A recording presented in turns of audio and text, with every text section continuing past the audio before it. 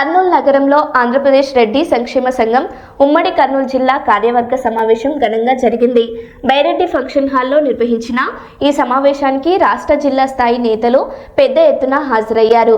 ఈ సందర్భంగా ఉమ్మడి కర్నూలు జిల్లా నూతన కార్యవర్గాన్ని ఏర్పాటు చేసి నియామక పత్రాలు అందజేశారు.